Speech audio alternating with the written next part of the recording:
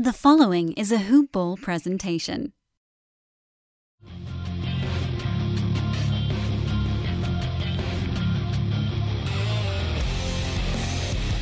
Welcome to the Fantasy NBA Today podcast.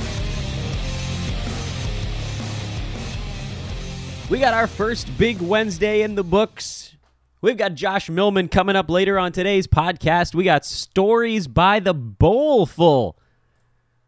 We have our first Thursday, for whatever that's worth, which the answer is not a ton, but there's, it's the first week of the season, so they got 3 games going for us tonight at the very least. Baseball playoffs continue. Betting lines are interesting. There is so much to cover here on Fantasy NBA Today. I hope you guys were happy with the results from last night. I know I am just excited, beyond excited. I am geeked up out of my mind for the start of LeBron Lakers era basketball tonight in Portland. Oh man, it's going to be golden. This is going to be crazy. It's a wild time right now.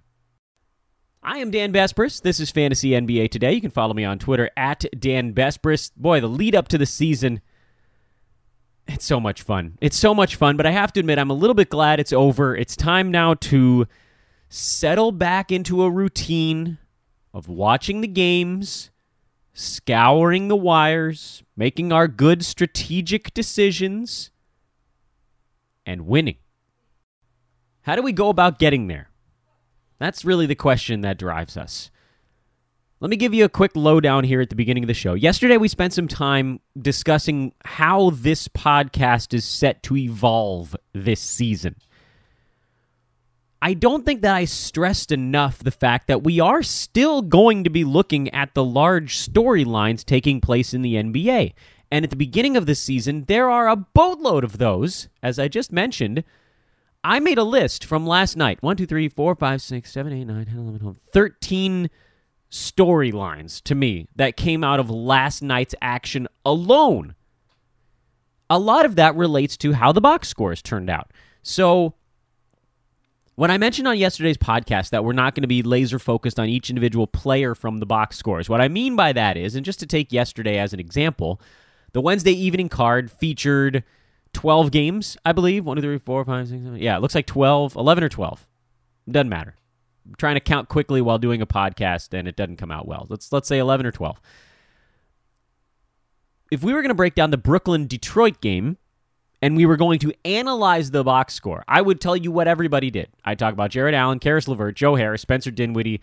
I'd talk about Ed Davis. I'd talk about D'Angelo Russell. I'd talk about Carol Crabb and Hollis Jefferson. I'd talk about Blake Griffin, Drummond, Zaza Pachulia, Reggie Jackson, Luke Kennard, Ish Smith. I'd go down the whole list. And we did a lot of that last year. The change that I'd like to make for this coming season, this one that just began, is instead of that, when we break down Brooklyn-Detroit, I'm going to tell you the final score. Detroit won 103-100. And I'm going to focus on what I believe are the overarching storylines in that ball game, which to me is not the fact that Jared Allen had a good first game, because he got drafted early this year as a massive buzz guy. The story there would have been interesting if Jared Allen had a very poor first game, but he was good. He's drafted and owned everywhere. That's not a story for this show. That's a story for my good friends on the Box Score Breakdown, which I hope you guys had a chance to listen to. Did you like what I did there? Clever segue, huh? Adrian Benjamins was on the premium show last night, so Neil Rochlani was joined by the great, the inimitable Eric Ong for yesterday's episode of the Box Score Breakdown. I cannot stress enough to you out there how much I would almost prefer you listen to their show over my own. I mean, obviously, I'd rather you listen to both, because hoop ball is best and brightest over here, folks. But that show is so key for those of you in the day-to-day grind. What I'd like to do over here on Fantasy NBA Today is bring in experts, different experts, deep dives, and storylines. What they do over there is nail all of the stats that come out of the games, and it happens that night. Yesterday's episode, And when I say yesterday, I mean literally the Wednesday night episode, the episode that covered the Wednesday evening box scores, some of which we're going to touch upon on today's show here on Fantasy NBA Today, was out by 11:15 p.m. last night. It was out 1 hour after the conclusion of the ball game. And it's only going to get closer because right now, there's little technical things. We're working out all the little bugs in the system. You probably noticed there were some very slight audio issues, but the fact that a lot of you have already found that show and are enjoying it is just, it touches my heart. It touches my heart. So please do continue to check that out. That's the box score breakdown. You can find it at Hoopball. You can find it on iTunes. You can find it anywhere podcasts are available. Box score breakdown. I can find it by just Googling it, but easiest way is probably just to follow, to go to hoop-ball.com. You click on the podcast tab, and you scroll until you find the most recent one, which I think is the second most recent podcast posted. Well, third, I guess, by the time you listen to this one. Ha-ha. I fixed it. Okay, so here's what I'm going to talk about on today's podcast. Number one, we're going to talk to Josh Millman, who's just awesome. So awesome. If you haven't a chance to read his stuff at Hoopball, it's fantastic. And I mentioned this to him during the interview, which is already done. I'm just setting it up for you. But the way he writes shows a love of fantasy basketball and just a certain zest that, to me, is the reason you'd want to read somebody writing about fantasy sports. When you want to read fantasy stuff, you don't want to read just dry garbage like, oh, here's what Ersan Ilyasova did yesterday. Here's the exact line. Yes, no, maybe so. You want some flair. You want something that's going to make you want to keep reading, and Josh does such a wonderful job of that. So let's get to know Josh first, and then we're going to get into, as I said, what did I just count it out for you guys? 13 storylines from yesterday in the NBA, and we're going to drop a D-Bombs report in there, the Dan Besbris Old Man Squad, DBOMS. There were a lot of old men that played yesterday. Some of them sucked, and a lot of them were pretty freaking good, so that's cool. Mostly. Anyway, let's get on with things. We got a lot to cover today. Let's get straight to Josh. I'm not really sure why it took us so long to get this segment going, but very happy right now to be joined by Hoopball's own Josh Millman. What's up, my man? We've talked by email, we've talked by Twitter. We should have probably done a podcast sooner. How are you? Really should have. I've had to beg and plead for the football world to hear my voice, but I'm glad to finally be here. Glad to finally talk to you, Dan. This is exciting for me. Yeah, well, as I said before we went on air, your excitement, I'm sure, will soon turn to disappointment at what actually happens when you talk to Dan for 15 minutes. But I want to just kind of get into a few things with you here on the show. We want to talk about the Career League, which I mentioned very briefly on yesterday's podcast. I want to learn a little bit about you and kind of inform the listeners on who you are and what you're doing over at Hoopball. And then obviously, we got to talk a little bit about fantasy stuff, right? We can't have a fantasy segment. I would hope on the fantasy podcast. Absolutely. Sorry, go ahead. No, I hope that I don't disappoint the listeners. Nah. Get out of here with that nonsense. No, never. So, never. I guess just let's start with what I like to call your origin story. I know we're not superheroes over here, but we're fantasy superheroes. How did you get into the fantasy stuff? How did you end up at Hoopball? What's the background? How long have you been doing fantasy NBA?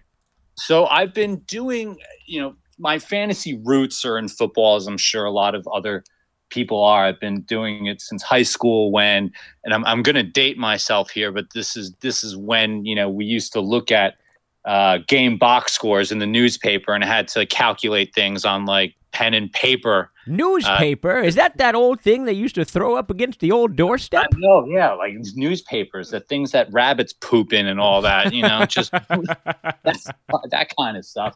Yeah, that's what we did. That's my fantasy roots. We started playing high school. I got super into it in college. And I started getting into the NBA a little after college. A buddy of mine moved out to either Chicago, California, somewhere. He moved out of the city and became away we were big hoops guys. It became a way for us to stay in touch. We did a league together with some other friends. It was the rookie season. This is how we remember it, of one Kevin Durant, which was what was rookie 07. So that was when we first started doing fantasy hoops, and we stuck with it ever since. And as far as hoop ball is concerned, I followed Brewski's career intently as trying to get an edge on everything. And when he started this little venture that we know and love as hoop ball, I started following you, Dan, on Twitter and some of the other guys, and really it became you credit to you. You tweeted out something, hey, we're looking for writers and contributors. And really, I've always wanted to dabble in sports writing, and I treated it as an opportunity. So, and here we are. Long story short. I think I don't think I even fully realized, because we just had Chef on the podcast last week, and he said that it was me that got him involved in hoop ball as well. I'm starting to feel like I actually am responsible for the downfall of a lot of you poor people. You are to blame. This is all your fault. Everything you touch turns to complete hell. Well, you and my wife have both told me that, so you're not alone in that regard. Well, we're thrilled to have you at Hoop Ball. Your stuff is outstanding. There are certain folks out there, and in talking to sort of you and Chef actually here, and I want to get more voices from the Hoop Ball side on the podcast, but Chef is so into it, man. He's just, my God, just a wealth of information. Yeah, but you know what I love about what you guys do, you and Chef and Panda and all of the guys over on that writing side, is nobody is humdrum about fantasy. It all has, this is like, it's sort of my take on broadcasting, but in writing, in that you guys write with personality. It's not just like, oh, here's somebody who's worth picking up. There are jokes. There are a lot, by the way, of like 90s references in your stuff, which I think people need to be on the lookout for that. In Chef's stuff, too. We are secretly kind of old men here at Hoop Ball. I don't know if people realize that. Like, we're old on the outside, but we're young at heart. I think that's what keeps us going. And really, I appreciate that someone finds me funny on the internet, which is great. Yeah, it's like dad jokes and 90s references. So that's totally right up our alley. We're in good company. It's weird, actually. I think, like, the voices that people have heard on this podcast recently on the Hoop Ball side is me, obviously, you, Chef, Brew, Neil, and Adrian. And I don't think any of us is under 35, which feels weird. Not that that's like old man territory, but most of the time when people are sort of like getting into a field, you think 22, fresh out of college. But we're like grizzled old vets compared to a lot of these folks. We're basically, we're Vince Carter out here of the fantasy world, man. Just on our last kind of veterans contract here, trying to teach the youngins a few things while we go. I'm cool with that. I'm cool with playing the veterans role, coming off the bench for 15, 20 a night. Yeah, that works for me. That's right, mentorship role. I did write the high mileage part of the draft guide. There should be a section for Hoop Ball's high mileage guys. That's correct. Hoop Ball's high mileage guide on our draft guide. So I do have experience in dealing with the elder statesmen of the NBA, so I can totally relate. Well, I would say that your assessment is fairly accurate. We are old men on the outside, young at heart, and for me personally, I am a senior citizen when it comes to my actual internal organs. I don't know if you share that you share that problem with me. It's like my Ashkenazi heritage.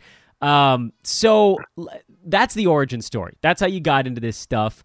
Yeah. I want to know sort of what and this is when we talked before going on air, this wasn't something that I explicitly said I was going to bring up, but I feel like it's a good segue into the fantasy side of things, and that is when you sort of break things down, when you're posting things on Twitter, when you're writing things up, what is kind of the main stuff that goes through your head? Like, what are you trying to impart to folks when you're teaching them things? And by the way, if you want to follow Josh on Twitter, he's at Josh Millman, Millman. You can find him easily on Twitter. You can see his stuff all at Hoop Ball as well. But like, I know for me, just as an example, when I'm trying to present things to people, a lot of it for me is like teaching them how to get to this point. Almost so it's like, listen, in a perfect world, after a few of these podcasts, maybe you just feel comfortable doing it yourself. I'd love it if you kept listening, but what about you? What's kind of your teaching philosophy when it comes to writing about fantasy sports?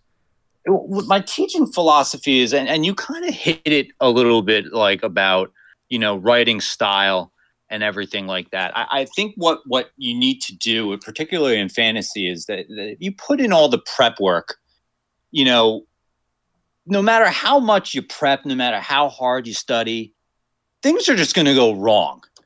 And you got to roll with those punches. And that's kind of what the inspiration behind the fantasy facepalm was, which was going to be running every Tuesday now.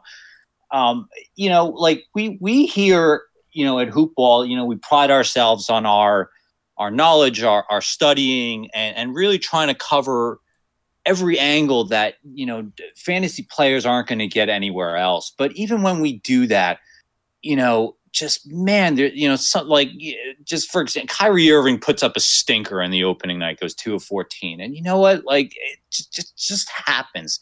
These kinds of things happen. And, it might cost you your week this week, when your, second round pick puts up a dud like that. And you just got to roll with those punches and trust that you've done your homework, you've done the research, and when you get beat down, you just got to get back up and do it, and just go out for blood each time. That's kind of how I wrote the preview. Just, man, I'm out for blood. You got to be out for blood. You have fun. It's fantasy. You got to joke. You got to laugh, but put the prep in. Understand that you're going to get knocked down, and then just dust yourself off and get right back up again and have fun with it. I love it.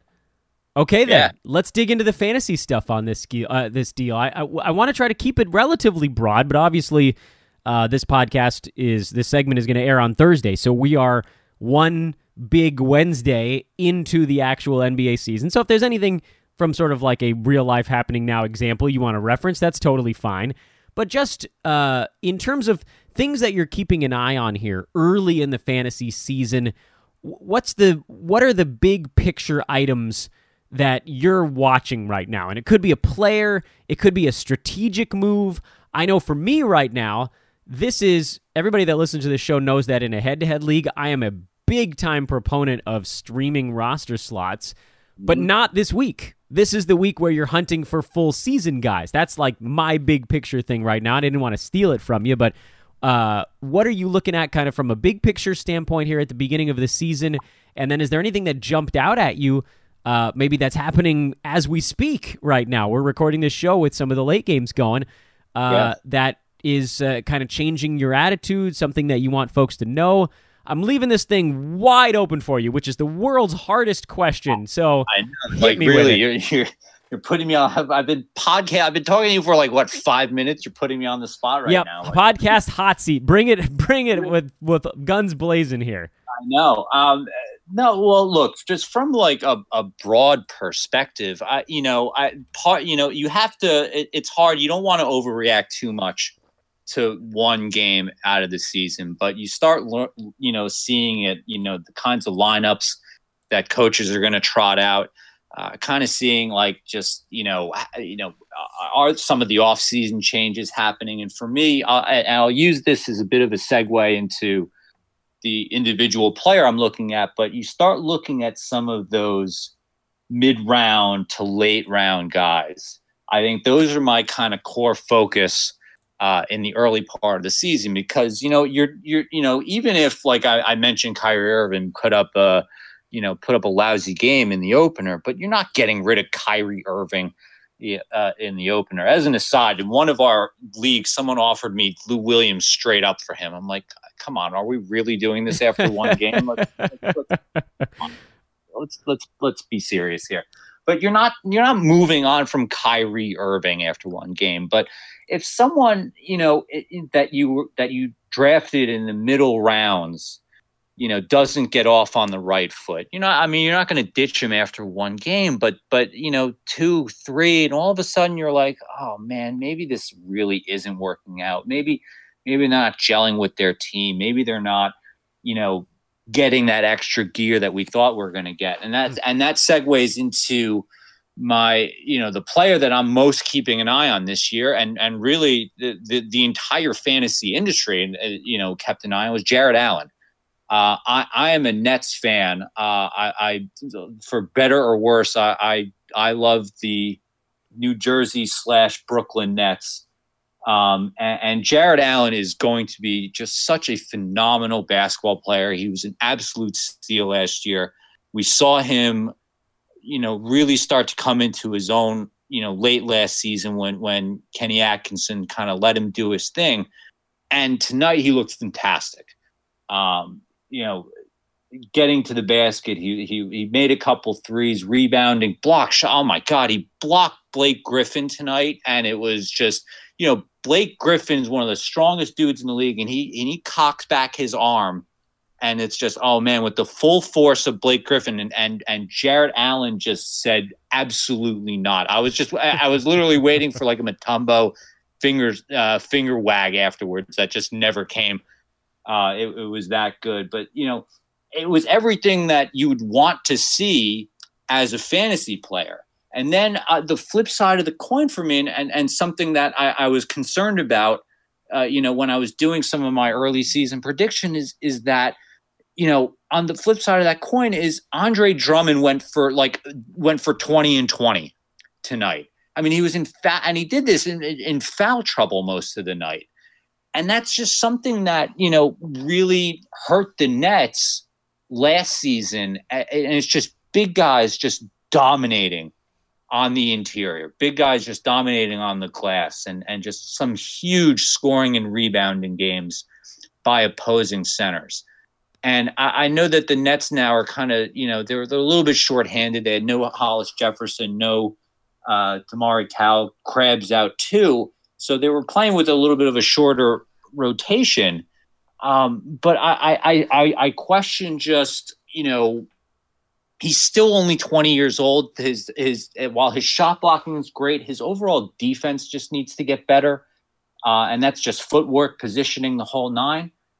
And I love lines like this. I love games like this. But unless the Nets start closing out games, I just really question just how much leash there's going to be when big guys can dominate like that, like Drummond did today. How did drafts go for you this year? They went fantastic, actually. At least now. I mean, I may turn on the my laptop tomorrow and be like, oh God, what the hell did I do? But I do a lot of auction leagues also, and I feel like that's where I'm able to kind of take advantage because I can go after my studs early. I know who I want to target, and I always go with the approach of just be save some money for later. You never know which player someone's going to want to try to sneak in at the $1, $2 where you don't mind picking off for 3 or 4, knowing that they're guys that you value highly, and but other guys may not. So. Somehow I do a league with friends, and somehow I got Nikola Mirotic for $6. I was like, really? Okay. Sure. Sign me up. Yeah, we'll take it. Right.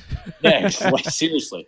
What were what jumped out at you in terms of maybe lessons learned from the draft season? Was this, you probably heard me prattling on and on about how it seemed like everybody was sort of, was gold hunting this year. Everybody was panning for gold, and I decided to just hang out over by the road and take whatever scraps came my way.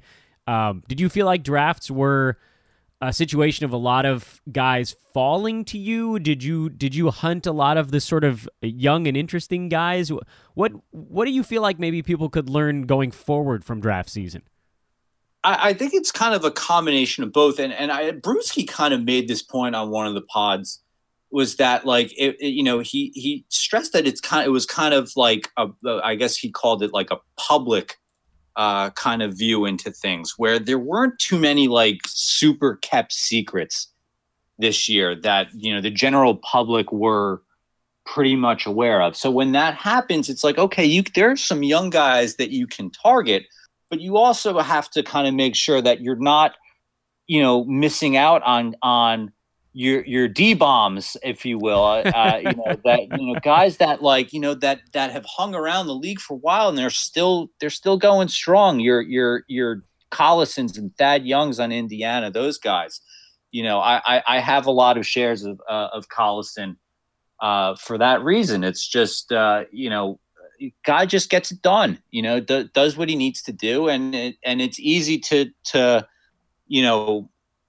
say you want the next great thing, but like there's also sure things that are out there that so I try to balance that as much as I can. I don't mind swinging for the fences for a young guy if you hit like rounds 11, 12, 13, but in the middle rounds, you got to make sure that you got like starters in there all the time, in addition to guys that you think can move up the ranks over the course of the year. We're talking to Josh Millman, Hoopball's own, at Josh Millman on Twitter. Last question for you before we let you go. This is a lot of broad topic stuff today, which is frankly kind of hard to talk about, and you're hanging in there, my man, which I really appreciate. I'm taking all your punches, man. I got all the NBA energy flowing through me. That's right. I'm bringing the haymakers here, and you're countering perfectly. That was a coupon code, which, by the way, I believe you have a coupon code, and we'll get to that in just a moment. But mine's not as fun as Haymaker. It's just Millman. Yeah. Like my Twitter handle is totally original. It's Josh Millman. Hey, look who you're talking to. My coupon code is Millman as well. Yeah, look who you're talking to here. My Twitter handle is my name also. Well, type Millman, Millman. You can get $3 off the in-season premium pass at Hoopball. As I've mentioned on other shows, all the good things that come with that. And I will do so later on today's podcast as well. Again, that coupon code is Millman, Millman, for $3 off anything over at Hoopball. Of course, the thing right now that's for sale is the in-season premium pass. Last question for you before I let you go. In terms of trades, people always start talking about trades after a couple days of the year. At what point do you feel like you can actually isolate buy lows and sell highs? To me, we're in a spot right now where we're one game in for almost every team in the NBA. No one's going to truly panic on a guy after one game, and no one's really going to believe that their guy that, I'm trying to think of, an example from today's ball game. Like, I don't think people really think Kemba Walker is going to average 41 points. He's going to have a good season, but he's not going to average 41 points. People might actually believe that Karis LeVert is going to average 27 points because there's so much hype around that dude. Not that he didn't have a really awesome game, but how many games do you need to see before you think you can start making some shrewd moves and maybe try to move some bodies around?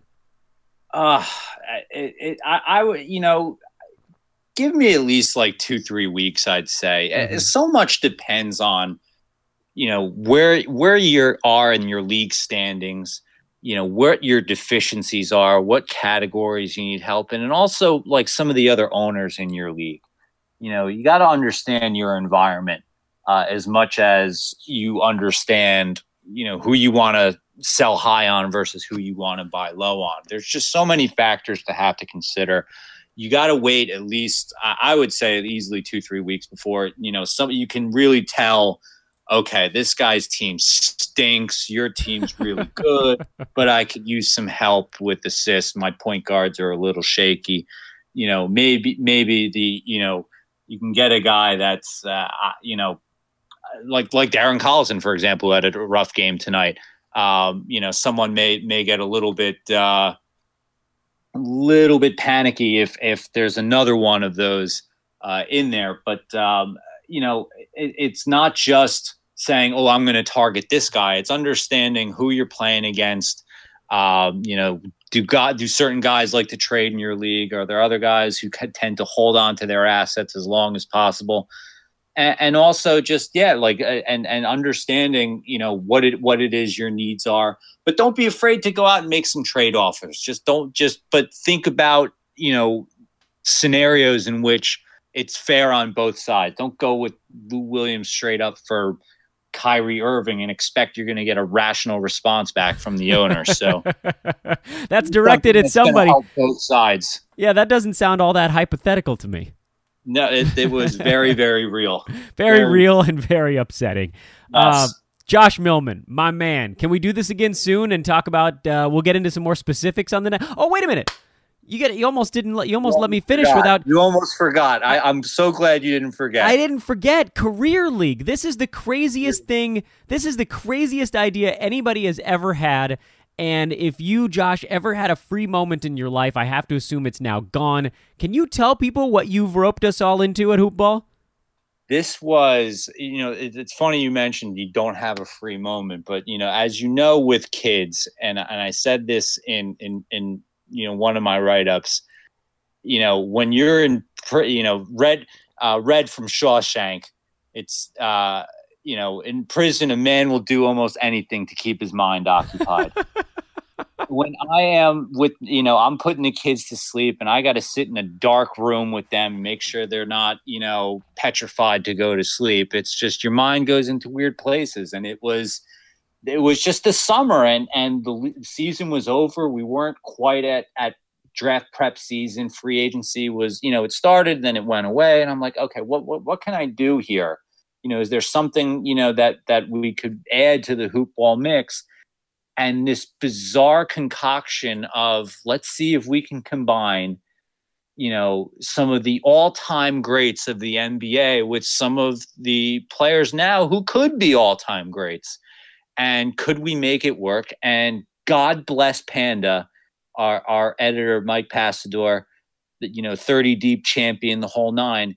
He indulged my nutcase idea and said, just look, it sounds cool. Just flush it out and I'll run it by Dan and Brew. And long story short, here we are, right? There were full on rules, a constitution, the whole nine. We did a mock and lo and behold, we've got teams that you couldn't possibly, imagine doing, where you're combining some of the all-time greats like Jordan and Kareem Abdul-Jabbar with guys who like the fantasy community loves right now. Guys like look, Anthony Davis is one, but then you go down the list, guys like Tobias Harris, who is been surging in past years. Like all these guys to try and combine their statistics and see who can put together the best dynasty league that I hope sticks around for quite a long time. It is insane, and I want to do an update on it the next time you're on the pod so you can tell people a little bit more about the details of it. By the way, of course, if you want to know more about the Career League, you can also hit him up on Twitter at Josh Millman. My man, you sat in the hot seat. You lived to tell the tale. How do you feel? I'm sweating bullets, but I'm still breathing, man. I'm still breathing. I need round two. I gotta get my drink on, and I'll be ready for round two whenever you're ready to have me. Whenever you're ready to do battle again, baby. What's your beverage of choice? Man, I am a Scotch guy. A Scotch guy. Interesting. All right. Scotch. Noted. And I'd like for people to know that I'm looking at you on a Google Hangout window, and behind you have 3 jerseys. Who are they? They are Brooke Lopez, Jason Kidd, and Grandmama, Larry Johnson. There you go. Grandmama. I'm doing the symbol over here. I'm doing the little hand sign while I'm finishing up. Doing the L. Yeah, there we go. I'm doing the LJ. He is Josh Millman. He is awesome. The code is Millman. You can get $3 off stuff. My man, we're going to do it again soon. Thank you. Thank you for having me, Dan. Appreciate it.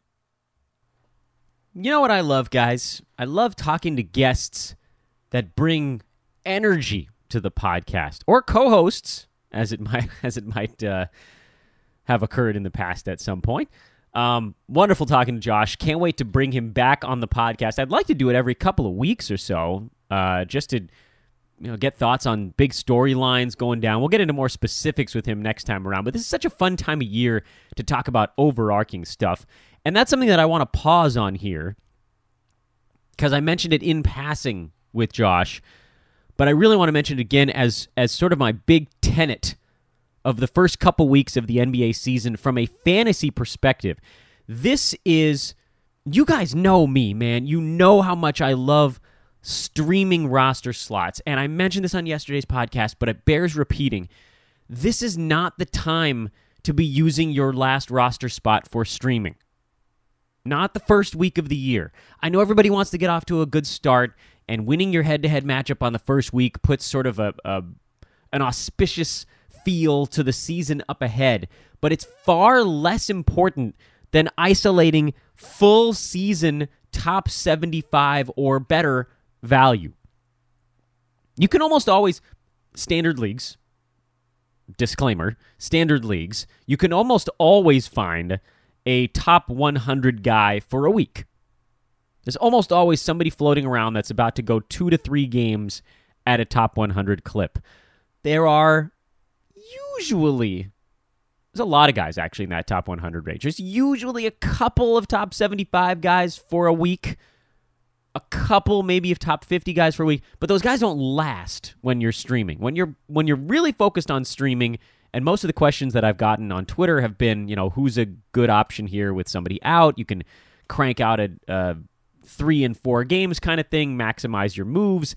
That's a great strategy to use starting in January, or sooner if you want, but not yet. Not yet. This is not the time for that. This is the time to be using all of your roster moves to try to hit that diamond. This is diamond in the rough time. If you find a diamond the first week of the year, you might not need to stream later in the season. If you find a couple of even silver nuggets here the first week or two of the season, those are the kind of guys you can package. You can put your 2 silver nuggets, rub them together and turn it into 1 gold nugget. That's why this time of year is so important. Those roster slots are going to open up by themselves on your team as this season goes on. You're going to make trades. You're going to try to pull off 2-for-1s. Guys are going to get hurt. You don't want to sacrifice that last roster spot to a streaming option yet. I am very much in favor of moving guys quickly at this time of year, case depending, obviously. But this is not a time to be grabbing someone that doesn't have a future just because they're going to have 2 or 3 good games. And that's going to be the tack we take here as we break down the storylines that have emerged so far this NBA season and start focusing on what's coming next. So that's what we're going to get into now. We got 13 stories to cover from yesterday's games. We've got an old man report, and then we're going to break down the 3 games coming up on the Thursday tonight and give you a little homework. We got to have homework. It's the first week of the year. We're not easing in here. We're coming in full bore. Storylines from last night. Caris LeVert, I thought, was an interesting storyline because he went completely bonkers in Game 1. 27 points, 4 boards, 4 assists, a steal, and a block, and good percentages more than anything else was the thing that has always held him back. He's been a low percentages guy, bad free throw shooter, high turnovers, low field goal percent. The turnovers were at 3, which is not great, but also certainly when the rest of the numbers are as good as they were, fairly usable. No 3-pointers, so I do want to point out that this was a very point-based line for Caris LeVert, and the world went ape bleep about it. Completely nuts. Here's what I'll say on this storyline. He's absolutely worth owning. Should have been owned prior to the season because it did seem like he was set to earn some minutes this year. But doesn't this also feel like maybe the high water mark? Like maybe he's not going to score 27 points every night? This is not meant to burst a bubble. This is like Giannis syndrome with me. I'm sure that as I say it, you guys are going to say, well, Dan hates Caris LeVert. Yeah, in the past, I've felt as though his rating was overinflated by hype and by scoring because of the bad percentages. But let's take a moment and remember, there were 3 players in the NBA who averaged more than 27 points per game last year. James Harden, Anthony Davis, and LeBron James. Caris LeVert is not joining those gentlemen. I think high teens would be a successful year, and the law of averages would dictate then. If you believe Caris LeVert is going to average 18 points this year, he's going to have a game where he scores 9 after this one. Obviously, that's not how averages work in the long run, but this is more of a high water mark than it is a low water mark. So, pick him up if he's unowned. It says 65% of Yahoo leagues, which, whatever that means. It means he's probably owned in all of your leagues because most of you are in, I think, relatively competitive ones. If he's not owned, you pick him up. If he is owned, this is a sell high moment. Not because he's never going to have another good game, but because this is one of the better ones over the grand scheme of things. The rest of the backcourt in Brooklyn, I think, is the other half of that same storyline. Spencer Dinwiddie played 32 minutes off the bench, had 23 points and 6 assists on also a relatively efficient ball game. And D'Angelo Russell got the start, played 25 minutes, and sucked. 8 points, 2 boards, 5 assists, a steal on 3 out of 9 shooting, 2 turnovers, and 1 out of 2 from the free throw line. He had the 147th best line from a fantasy perspective on this first big Wednesday. He's just not that good of a basketball player. There is the possibility of threes and steals and scoring and assists, and I know that can be very alluring, but he will hurt you in 3 categories: percentages and turnovers, and oftentimes that's enough to weigh a guy down a little bit. I will say this is more of a low water mark for D'Angelo Russell, who's owned in almost 90% of leagues, so he's basically owned everywhere. This is a buy low, even if you don't like Russell, which I don't, if that hasn't been particularly clear on this podcast. If you're a wheelin' and a dealin' type, you could probably try to go get him and then flip him when he has a couple of good games, because that will also happen. That's how it works for mid-tier and lower-tier guys like Russell, like LeVert, like Dinwiddie. There are going to be good ones. There are going to be bad ones. You make your moves correspondingly. That was 2 of my storylines. I melded them together. Malik Monk was storyline number 2 on my list of things to talk about today. Monk played 33 minutes for Charlotte in their home opener, had 18 points, 4 3-pointers, a steal, and a couple of blocks in that ball game. Meanwhile, Jeremy Lamb played only 21 minutes. Yes, he did lose some playing time to Monk. And Jeremy had 10 points, 2 boards, a steal, and a couple of 3-pointers. Obviously here, on night 1, the night belonged to Kemba Walker, but Monk was second on the team in scoring and shot attempts. This is a high watermark. Again, I like Malik Monk. He's only owned in 6% of leagues going into games yesterday. He should be picked up for the chance that he becomes a gunner off the bench and can average you 14 or 15 points with 2 3-pointers. But the 2 blocks are an outlier. He's not going to average 2 blocks a game. He's not going to average 1 block a game.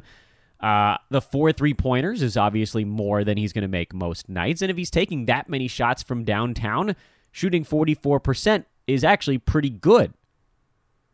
So what do I think about Malik Monk? It's kind of that same story here. After 1 game, you should add him. He should be owned in fantasy leagues on the chance this continues, but he's not going to do this type of stuff every night. It's almost impossible when you're coming off the bench behind a guy who's probably a better basketball player than you and just didn't have it on night 1. Cody Zeller only played 21 minutes, and Willie Hernan-Gomez only played 12, so as expected, the big man stuff in Charlotte is a little messy right now. Marvin Williams played only 26 minutes as part of the old man squad team, but he was literally 1 made bucket away from just the kind of line that I drafted him for. Except he missed 2 free throws. That's why he wasn't farther up the charts. 5 points, which sucks. 1 3-pointer, 9 rebounds, an assist, and 4 blocks. That's obviously a high number for him, but he does usually get you some defensive stats.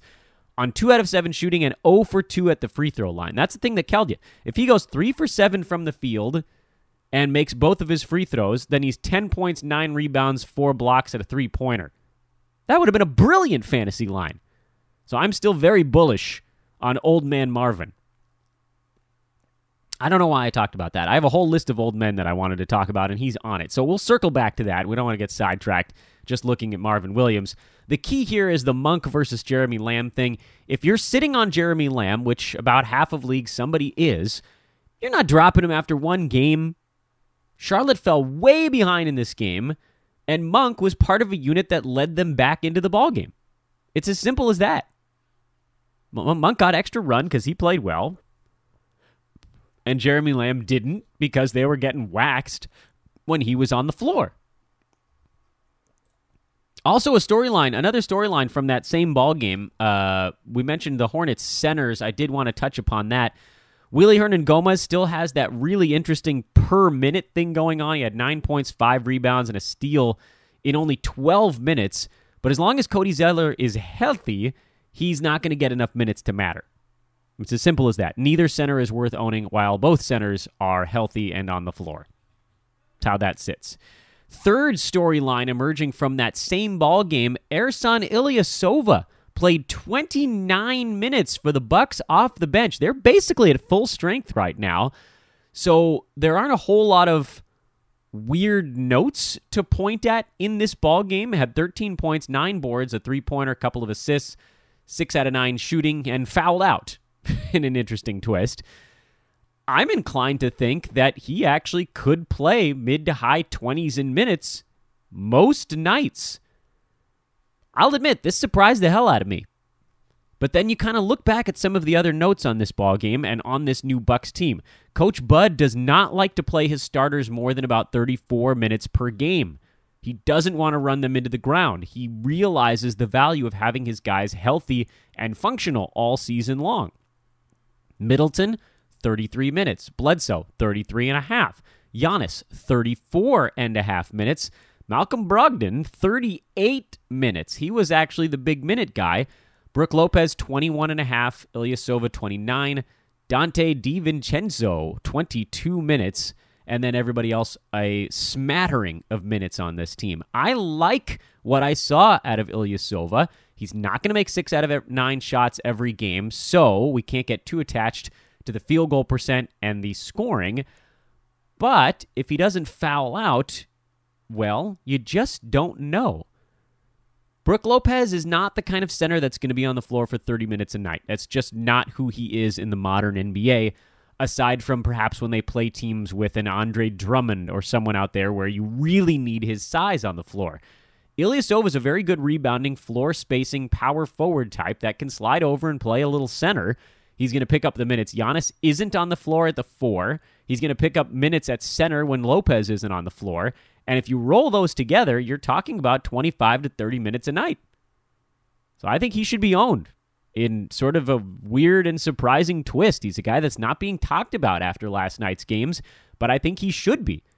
We saw that he was worth owning in Philly last year, particularly when Embiid was down, and in 29 minutes, he has a fantasy profile that fits ownership.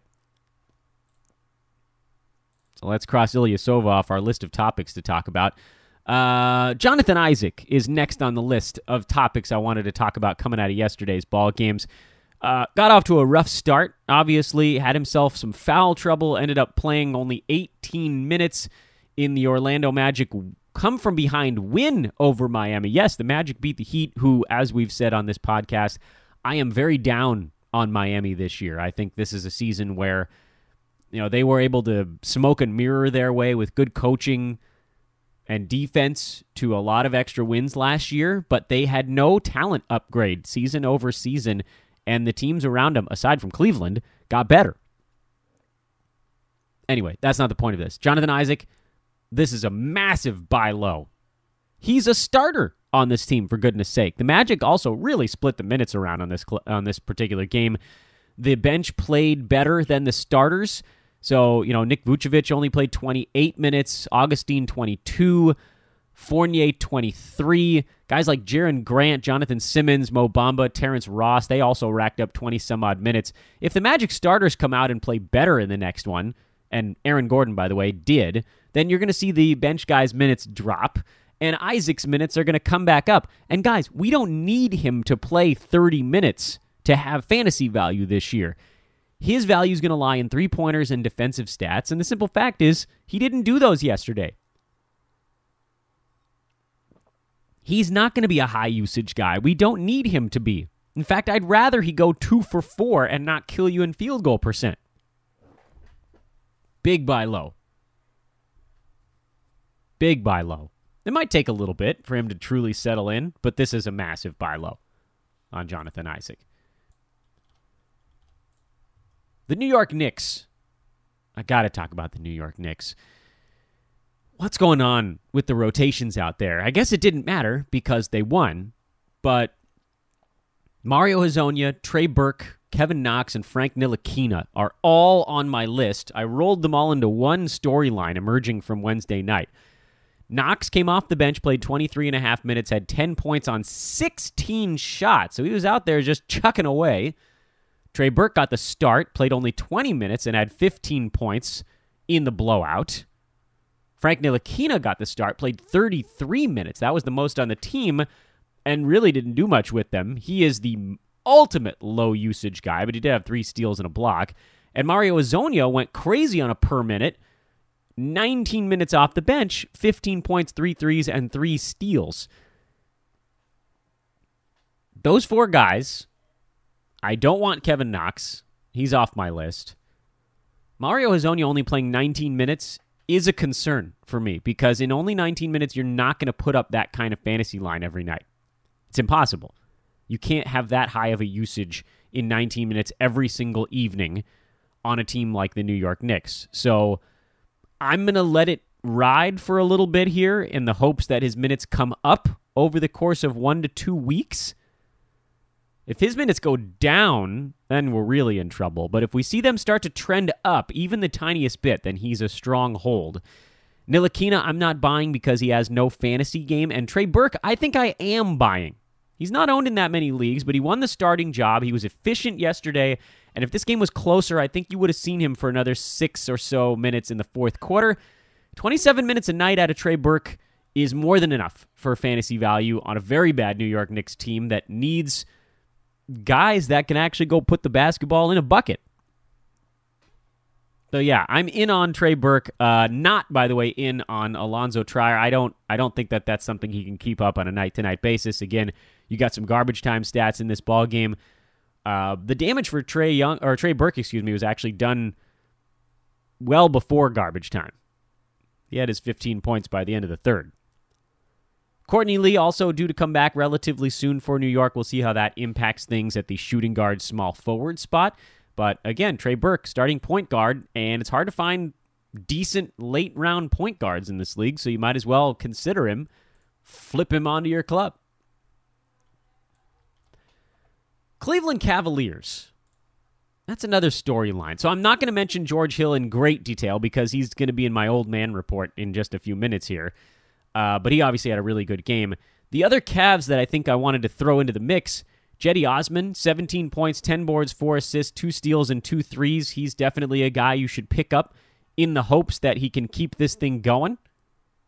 Rodney Hood had 12 points on 13 shots. He's going to get hurt in the next 2 weeks, but he's also going to have a game where he takes 15 shots in 30 minutes and makes half of them and scores 20 to 23 points.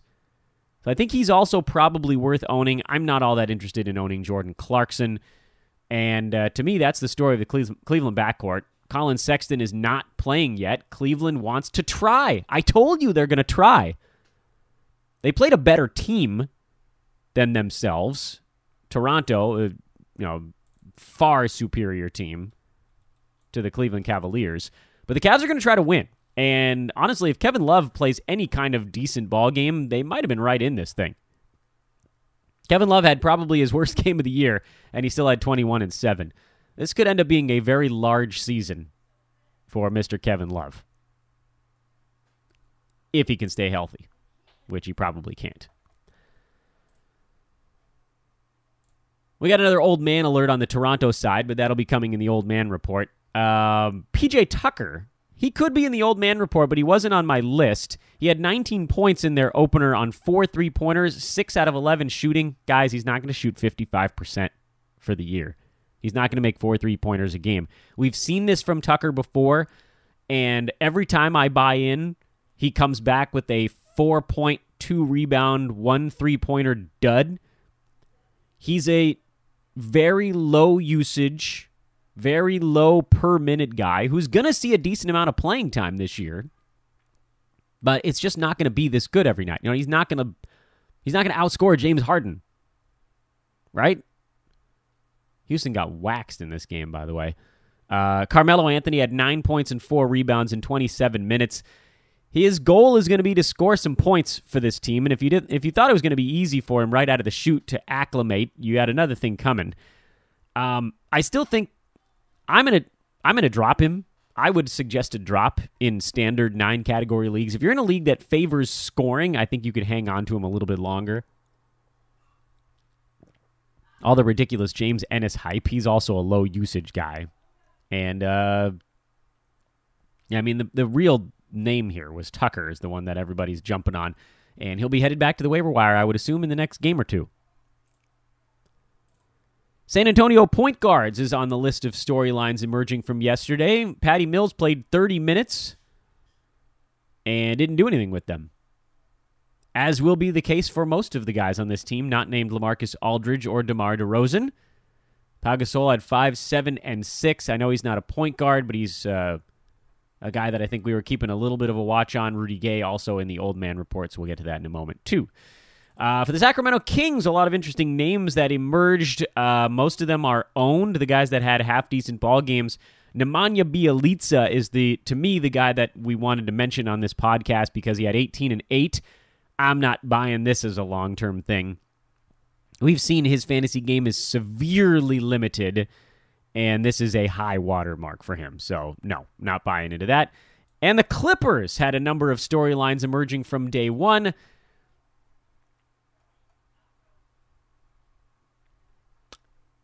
Which of those do I even want to talk about? Well, Avery Bradley and Patrick Beverley are going on the old man report. Boban had an 18 and 8 game, which he always does against the Denver Nuggets, and then Shai Gilgeous-Alexander played 28 minutes, had 11 and 4 with a steal and a block on 5 out of 6 shooting, and everybody is ready to go crown him the king of the rookies. Guys, he took 6 shots in 28 minutes. He's not going to shoot 83% for the year. What would you think of this line if it was 6 points and 4 assists? You'd be a little bit less enthused. I'm not buying it yet. Patrick Beverley was in foul trouble pretty much the entire game. He only played 19 minutes, missed all 8 of his shots, 4 rebounds, 6 assists, and a blocked shot. I am still actually very high on Patrick Beverley. He's not going to only play 19 minutes every night. The goal is probably to get him closer to 26 to 28. And when he's on the floor, he did exactly what he was supposed to, which was pass the ball. He got assists for you. He rebounds well from the point guard spot. He's usually going to get you some steals. He's not going to shoot very well, but often he'll make you 1 to 2 3-pointers a game. You guys would have thought this line was a lot different if he went 3 out of 8 for 8 points, 4 boards, and 6 assists with a block. The guy that I am a bit more concerned about is Avery Bradley, because he was out there for 28 minutes and really didn't do anything with it. I don't know that he's going to be aggressive enough. I don't know that there's going to be enough meat on the bone. And now we might as well just loop around and give a quick old man report. By the way, Boban, nah, man, come on. This is the team he does this against, guys. This is the one team he plays against. Old man report. Marvin Williams, I liked it. Darren Collison, terrible. He'll be better in the next one. Don't panic. Jeremy Lin does not have his explosion back. I am okay with a drop on Lin until he shows signs of being healthy. George Hill was awesome. Rudy Gay was awesome. Trevor Ariza was double awesome. Patrick Beverley will be better if he's not in foul trouble. He had all the makings of a solid game if he was staying on the court.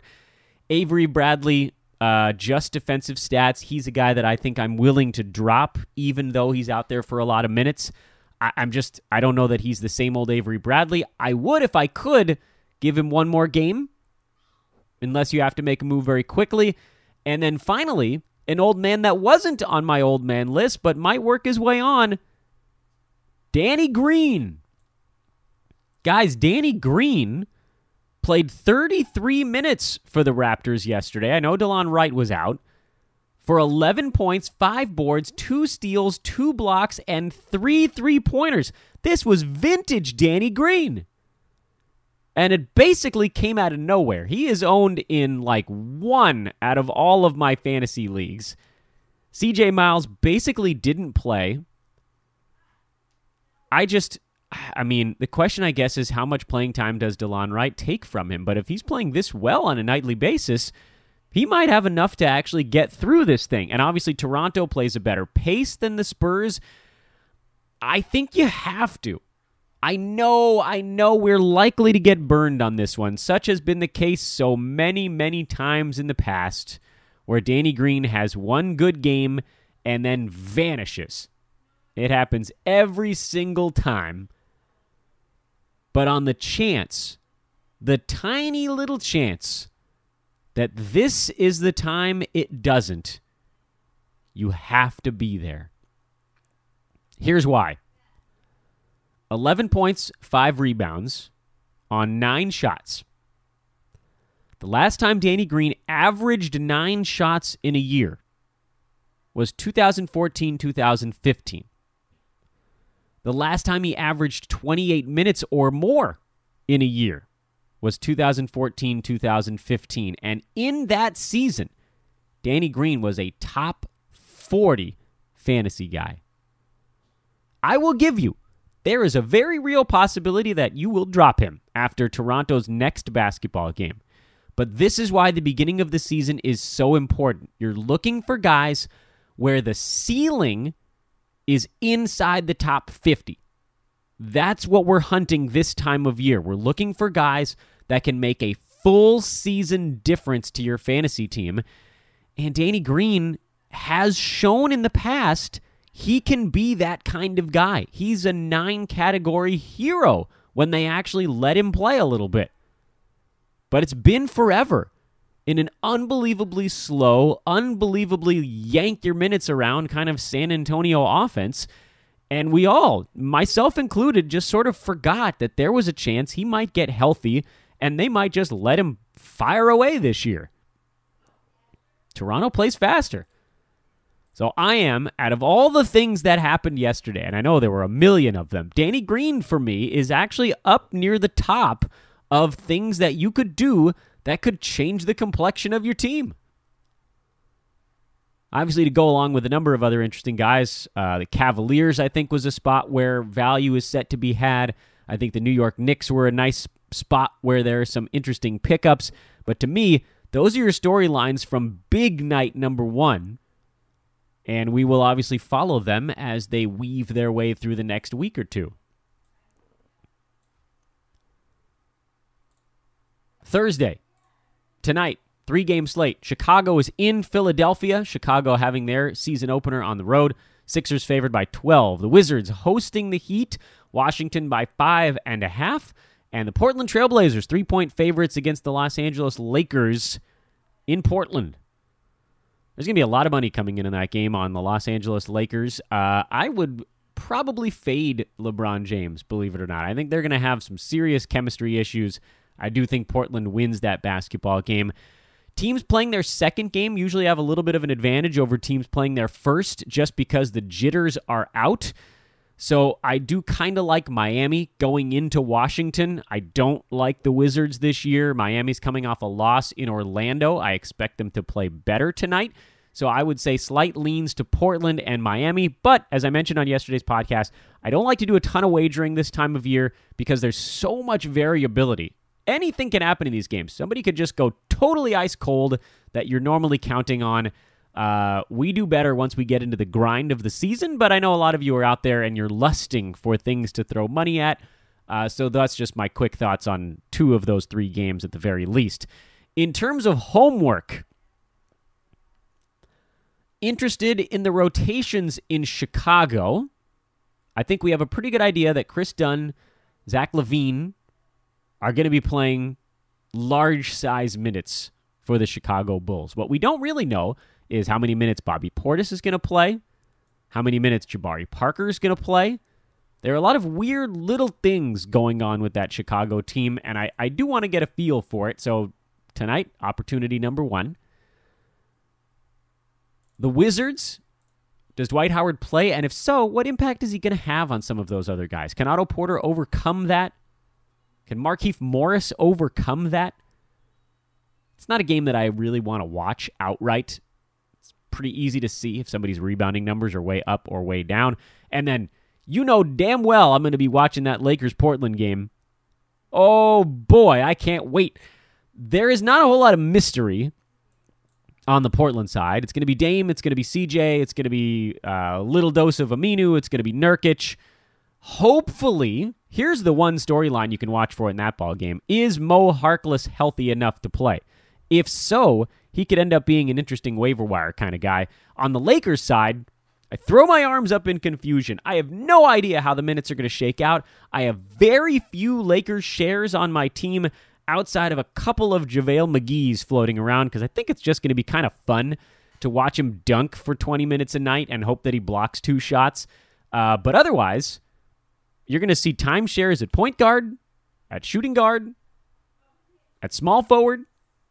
I don't even know what the hell they're going to do at center when McGee has to go use his inhaler. It doesn't matter because it's going to be fun. Damn it, it's going to be fun. Oh, man, I've been waiting for this game for a while.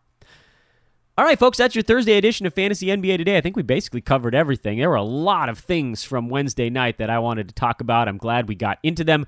One more massive thank you to Josh Millman.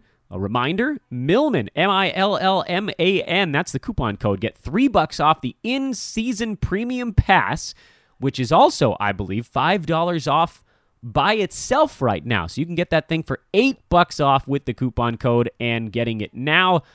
And you get it for the whole season. I've told you before, what's in it?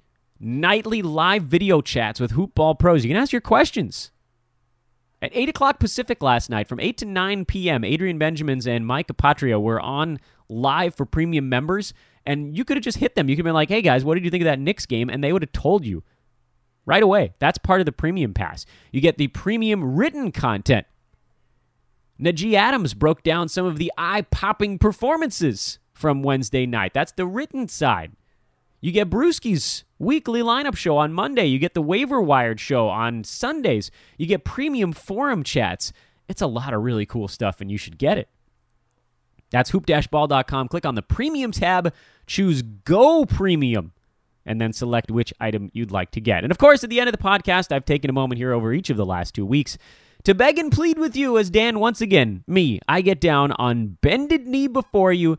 I throw my arms out, extend them before me and say, please, if you have a moment, subscribe to Fantasy NBA Today, subscribe to the Box Score Breakdown, rate and review the podcast if you like what you hear.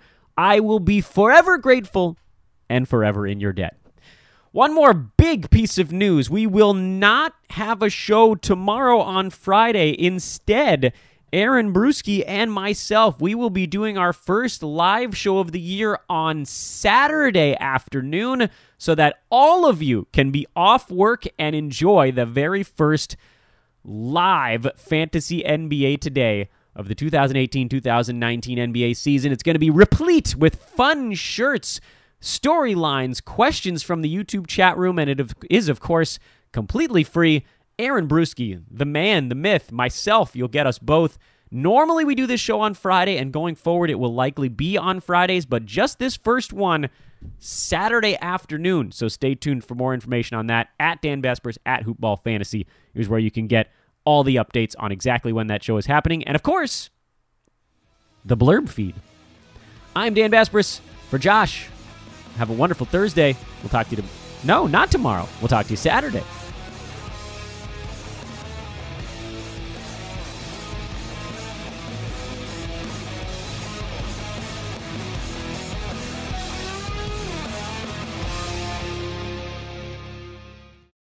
This has been a Hoop Ball presentation.